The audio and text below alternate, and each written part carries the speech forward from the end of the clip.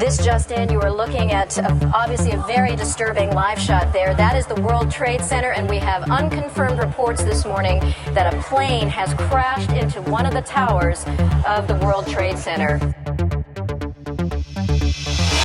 Going into space, mathematics, quantum mechanics, the secrets of the universe. It's all there. Life is fiery with its beauty, its incredible detail. Tuning into it, they want to shatter your mind. Talking about Justin Bieber. Makes the catch. Ball game over. World Series over. Yankees win. The Yankees win. Where just like that, when someone comes up and says something like, I am a god, everybody says, who does he think he is? I just told you who I thought I was. A god.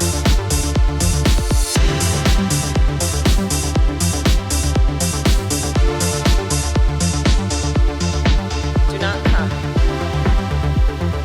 Do not come. I'm gonna come.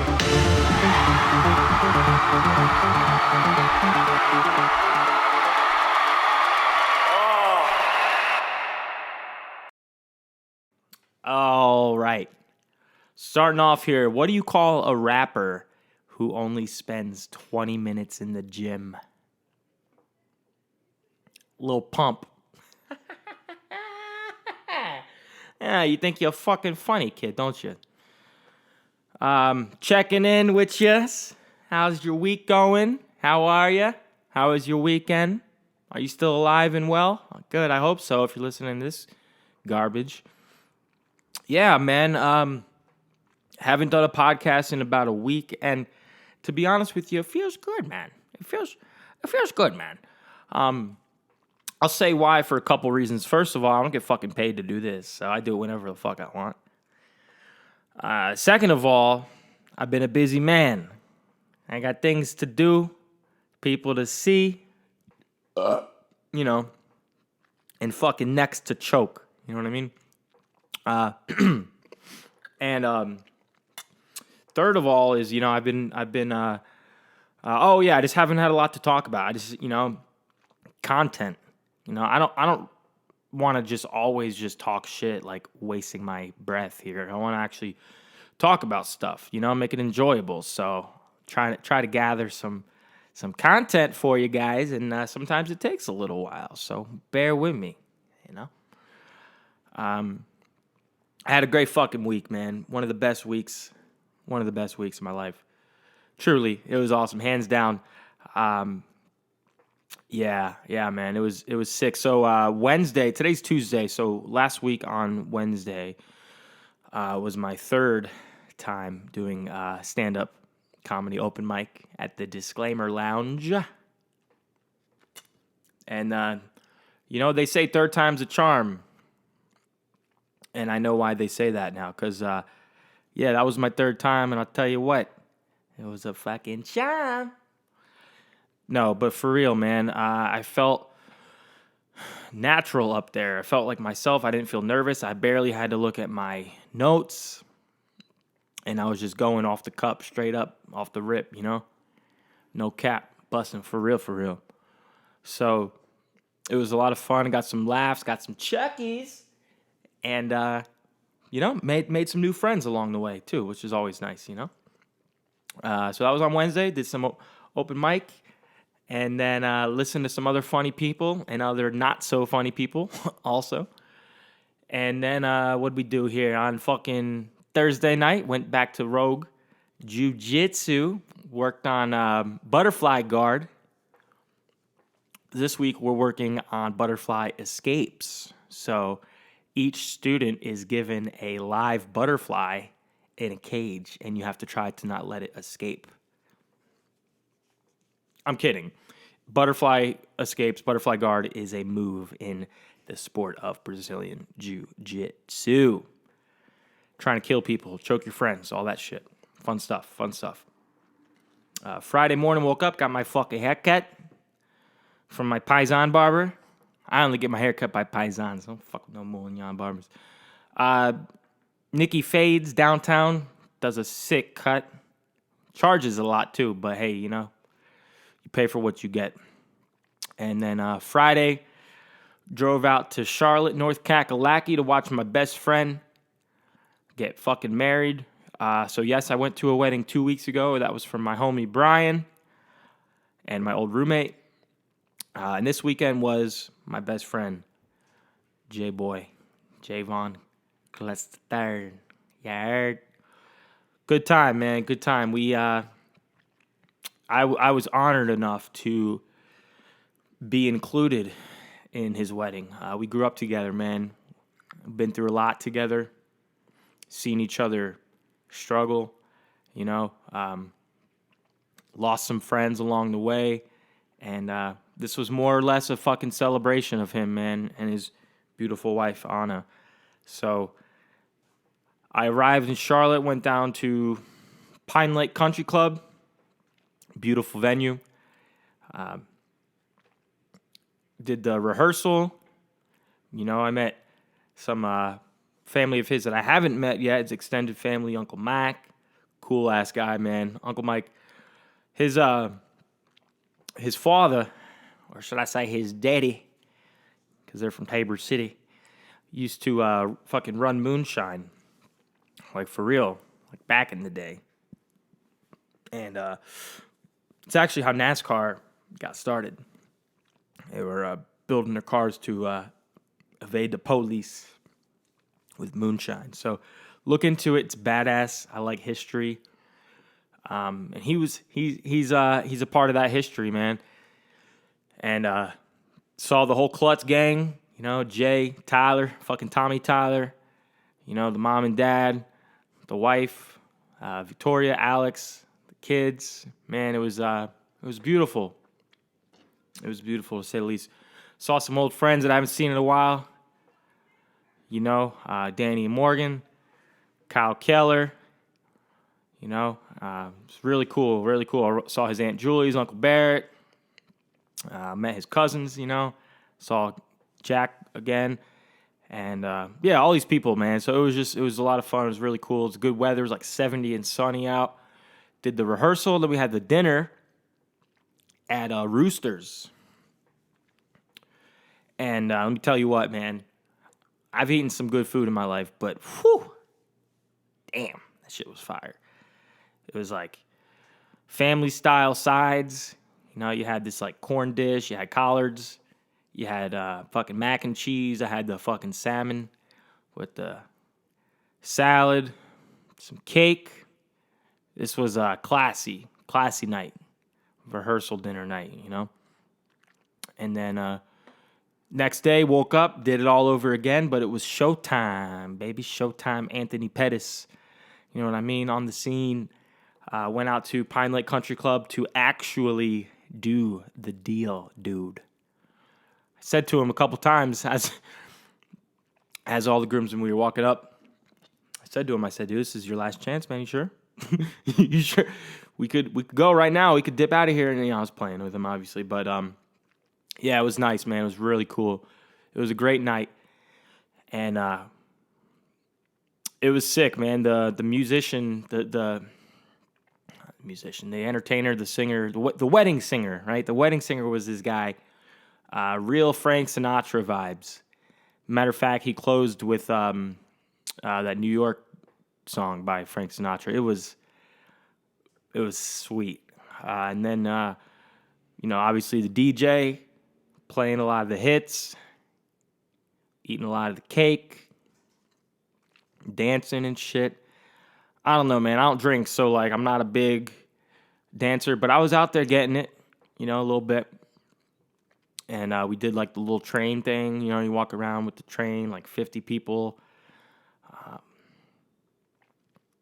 So just an amazing night. And then I got to see my beautiful nephew, and we went to the farmer's market in Mooresville. I had the best lobster roll in my lifetime. And I'm not even, well, let's be honest, I haven't had many lobster rolls in my life. But this one was on Shark Tank. It was Cousin's Maine lobster. And I got to tell you what, man, it was banging. The lobster roll was chef's kiss. I mean, fucking A, bon appetit. It was so good. I had 2 of those suckers, and then I had this homemade apple cider donut for fall. Had me a little pumpkin spice thingamajig, you know. It's fall, All the basic white girls got their pumpkin spice latte with their tits out, It's like, aren't you freezing? Fucking put some clothes on. Jesus Christ. You're somebody's daughter. People, man, I swear. We are living in a dark time, my friends. We're living in a dark time where it's a lot of social media and everybody's trying to compete with one another and everybody's trying to look like the next Kardashian. And, too much money is never enough money. It's sick. It's sick. I think this is as close as we've seen a living hell, aside from, obviously, times like the Holocaust and, 9/11 and shit like that. But, COVID's down, inflation's up, gas is fucking crazy expensive, the stock market's at an all-time low. DeSantis is sending migrants to Martha's Vineyard. It's a good bit, I guess. Our president still doesn't know what day it is. And, I can't even afford bananas out here. So it's fucked up. It really is. Every day there's a new school shooting. Every day somebody's grandmother's overdosing on heroin while her grandson is overdosing on the same fentanyl that he sold her. So, demon days, ladies and gentlemen, dark times. So what do you do? What do you do during those dark times? I'm going to get deep here real quick. For me, man, try to focus on the good. And how does that start? I try to focus on my breathing and the present. Because, when I worry about the past, it gives me depression. When I worry about the future, it gives me anxiety. So my solution is to be in the present, right? Be here now. The big man, Ram Dass. It all starts with the breath. And I'll say this, man. After a really long yet fun weekend, I needed to decompress. I almost needed a vacation from my vacation. Late nights, early mornings, night drives. That reminds me, I didn't text my brother in time to tell him to leave the door unlocked, so I'm banging on his door at like 2 a.m. Turns out I had to figure out what I was going to do, and I drove back 2 hours in the middle of the night back home. And, it's like that sober hangover you get, man, when you just don't get enough rest. So on Sunday, I woke up and went to my favorite place in town, the strip club. No, I'm just kidding. The Sauna House, man. The Sauna House. So it is a Nordic-style bathhouse. I've never been to other bathhouses, but I do know there is a Korean style. There's a Russian style bathhouse, amongst others, I'm sure. The one that I go to is Nordic, so think Scandinavia, think Iceland, Sweden, Norway, Denmark, Finland, yada yada. Nordic Chads, Vikings, dope shit. Wim Hof, the Iceman. And so what you do, you go to this place. It's just right around the corner. You pay about $37 for 2 hours. There's 3 different types of saunas. I only stick with the one because it's the hottest. You can pour water over the rocks and it really heats up in there. Do about 20 minutes of the sauna. Get out, rinse the sweat off. The shower is cold. You cannot make it warm. And then you get in the cold plunge. And there's 2 of them. One is slightly colder than the other. They're about upper 40s, lower 50s. And I did that 4 times over. Did about 20 minutes in the sauna. I did 3 minutes on the dot in the cold plunge up to my neck. The last time I did it, I just jumped in and jumped out. So I did about 10 and a half minutes of cold plunging. And that'll really help rejuvenate. Really will help rejuvenate and reset the mind and the body in return. So after 2 hours of that, man, you are just blissed out. Like, you ever go to yoga, even hot yoga, and you leave there and you just feel lighter, you know? You just feel like, oh, like you can breathe, and the worries are at bay. They'll be back, but for now they're gone, and it's pleasurable. And so that was my Sunday. Yeah, man. Love that place. Sauna House actually got me through early COVID when the gyms were closed, the meetings were closed. Sauna House opened in like the second or third month. So they opened in like mid-2020. And that place was my saving grace. I was there all the time with my sister. She actually showed me that place. God, I owe her a big fat one for that. That is, I'm telling you, man, I've done a lot, seen a lot. I've been to one other place similar to this. It was in Sierraville, California. Hot springs with cold plunges. But that's on the other side of the country. This place is literally a 5-minute walk from my house. So, yeah. And then I have the Jiu Jitsu community. And family wonders why I don't want to move home yet. It's like, dude, I got my thing going on here, right? I was, as they say in the meetings, ripping and running for years. Chasing the dragon, getting high.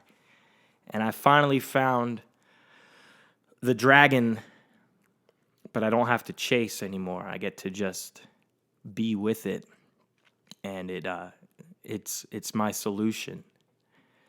You know, it's my permanent solution today, because the dope was a temporary solution. You know what I mean? Things like this, you know, cold plunges, sweating, exercise, meditation, breath work. These are healthy outlets. So I don't like to give unsolicited advice because that shit is so annoying when people do that to me. But if you're looking for an outlet, or no, let me say this. If you don't have an outlet, I suggest you find one. It doesn't have to be, you know, freezing your balls off in 47-degree water. It can be sculpting. It can be dancing. It can be gardening. It can be video games for all I care, you know? I mean, an outlet. So, you know, because in early 2020 when COVID started and everything was going on with the riots and the election, it was dark. I didn't really have the outlets. I had this knee injury, man, that I couldn't really do my hard cardio because of that. And so I didn't really have a great way to blow off steam. But thank God those years are behind me now, and was able to learn from it and grow. You see, because this time 2 years ago, when I had the knee injury and I was training Jiu Jitsu, I took it upon myself as an open invitation to quit. And I blamed it on finances. I blamed it on not having enough time. But to be honest, I just wanted a way out. I didn't want to train. I wanted to be in self-pity. And so this year it happened again, but with my shoulder, and it still clicks, but was able to take what I learned 2 years ago and apply it to this injury, and all is well on the Western Front,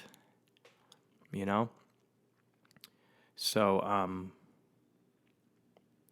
it's good. I don't know if you want to call it God or higher power or universe or just years of self-improvement, overcoming, adapting and overcoming these obstacles, because I used to look at them as barriers. There's a very big difference between an obstacle and a barrier, okay? When I had that knee injury, I looked at it as a barrier. I looked at it as a way of, I can't get over this. And it ultimately got over me. This time, it was just an obstacle, I took it easy. I got my massages and put on my Tiger Balm, and I did my cold showers and my ice. I applied ice to the fucking injury, and did the K-tape on my shoulder, all that stuff. And here we are. We're back. I just went live tonight at Rogue. So, sparred a little bit there. And yeah, man, there's two mindsets that one can have, right? There's a fixed mindset, which is how I used to be. A fixed mindset is where you don't like to overcome change, and you make excuses, and you quit, and you don't see them as growing opportunities, and you think the world's against you. That's a fixed mindset. So whenever you hear someone that just makes excuses all day, they have a fixed mindset. And then a growth mindset is where you are the opposite, right? You see the glass is half full. You see getting beat down on the mats as a way to get better, not to quit. Right? You embrace challenges and changes because they help you grow into the person you were meant to be. God, it's like some Jocko vibes out here. And yeah, so I got the Daily Stoic. Great read. Says that there's an old proverb that money doesn't change people, it just makes them more of who they are. Power doesn't corrupt, it reveals. So prosperity, financial, personal is the same way. If your mind has developed a certain way of thinking, panicking, it won't matter how good things get for you. You're still going to be in panic mode. Your mind will still find things to worry about, and you'll still be miserable. Perhaps more so even, because now you have more to lose. Let's stop right there. I have more to lose than I ever have in my lifetime. I have my own place. I have a career. I have many bills that have to be paid. I have friendships and family that needs my help and needs to be maintained. And I just have a lot to lose today, So it's what it says. It's foolish to hope for good fortune.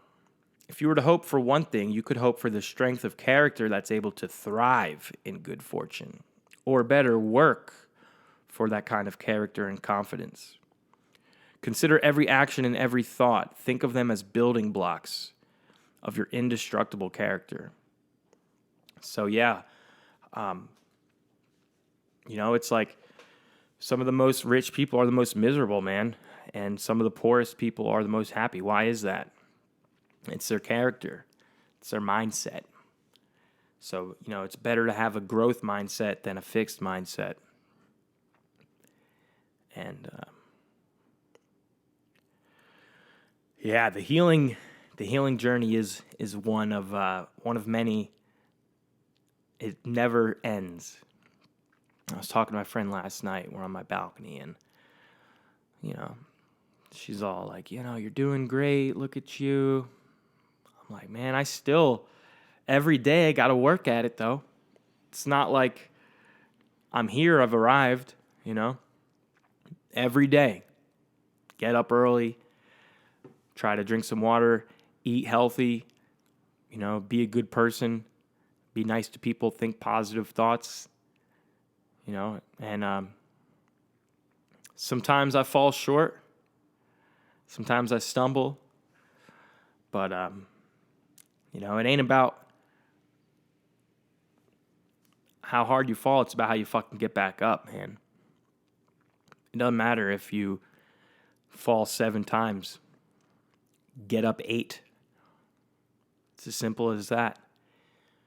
And these so-called fucking, I'm going to talk shit real quick.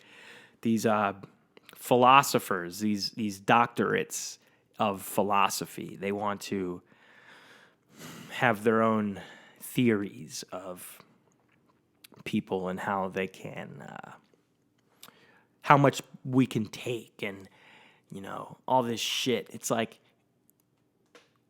you went to school for that. Your theories haven't been put into practice. It's like that book, Grit. It's a good book, but it got kind of redundant after a while because she's just citing her research the whole time. It's like, bitch, you get out there and run 10 miles and tell me if you're tired. You can't run 10 miles if you're 200 pounds. It's like, put your shit on and go. Get after it.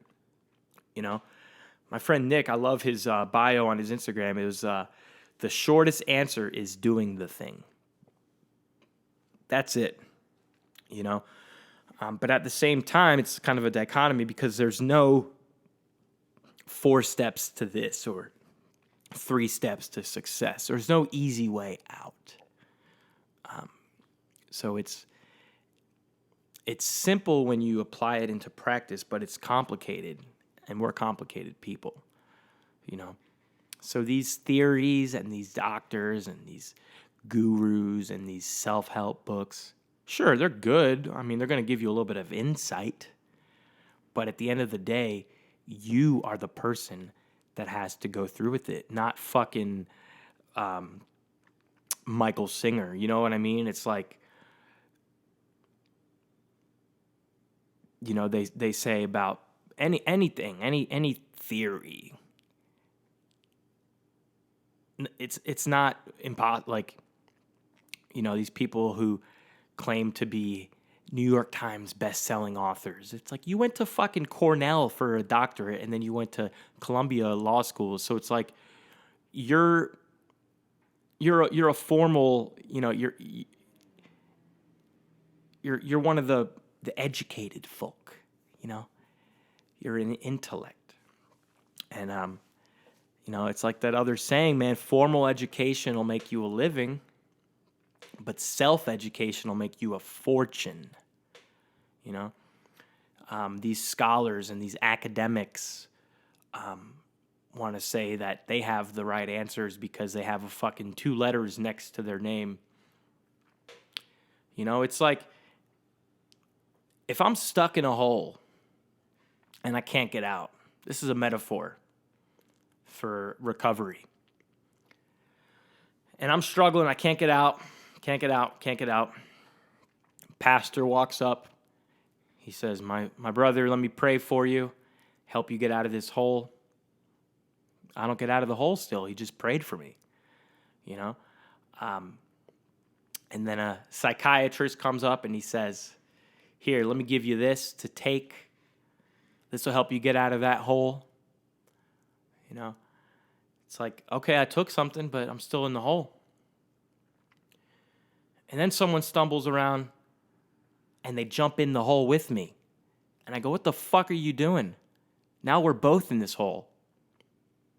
He goes, yeah, it's because I've been here before and I know the way out. That's how I look at it, man. I look at it as people who have actually gone through the shit know the way. I don't care if you disagree. I don't care if, this is a miracle pill, or, yeah, but Jesus saved my life. Sure, I bet he did. Cool, that's great.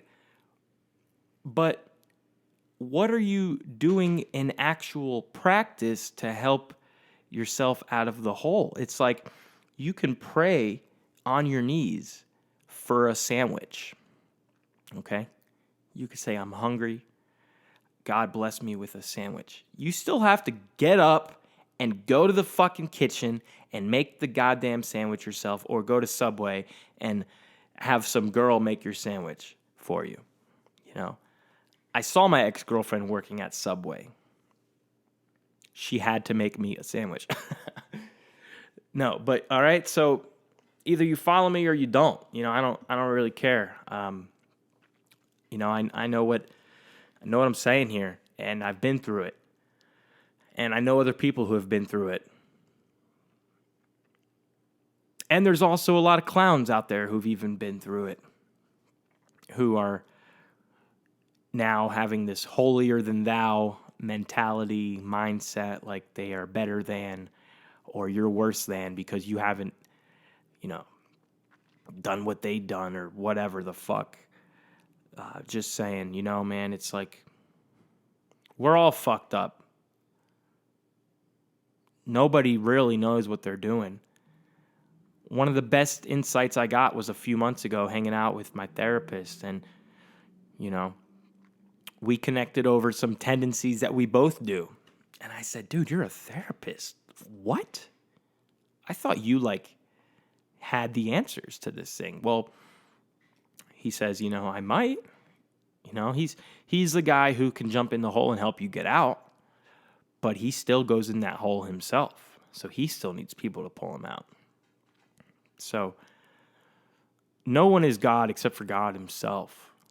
And these people that proclaim that they have all the answers and they're these gurus and, you know, it's just, it's bullshit. It's cartoonish. It's clown shit, man. So I don't listen to what people say. I watch what they do. And you'll hear that a lot in meetings. But those are still just words. You know what I mean? Don't do as I say, do as I do. You know? Oh man, I used to smoke crack, man. Follow me and I'm going to help you walk the walk. It's like, dude, you're just talking about. You're about to go rape some newcomer with 42 days sober. Get the fuck out of my face, these people. That's why I pick my meetings vigorously, and I'm very meticulous on which ones I go to. Because I'll tell you what, man, addicts and alcoholics aren't some of the best folk on earth. They're in AA. It's not like they're at the Olympics. You didn't come here on a winning spree, Jeff. You know? You came here with 6 felonies and no car. You really want me to listen to you? Bruh? Better check yourself, Jeff. You look like a Jeffrey Dahmer looking at. Speaking of, that's a great documentary. Shout out to my brother for telling me about that. Yankees are still doing good. Panthers look like shit. And California is still on fire. Thanks, Gavin Newsom. So like I said, not much to talk about. Don't have a lot of content. Just been living life on life's terms. Acting with intention, working hard. Trying to write comedy. Trying to learn Jiu Jitsu. And just trying to be the best person I can be. I really missed my Discord community when I was at the wedding. It's funny, a lot of my friendships are now online with people that I will never see in real life, but that is the world we're in now. So, shout out to everybody on the TD Discord. You know who the fuck you are. It's been great. It's Tuesday night. Everybody, God bless.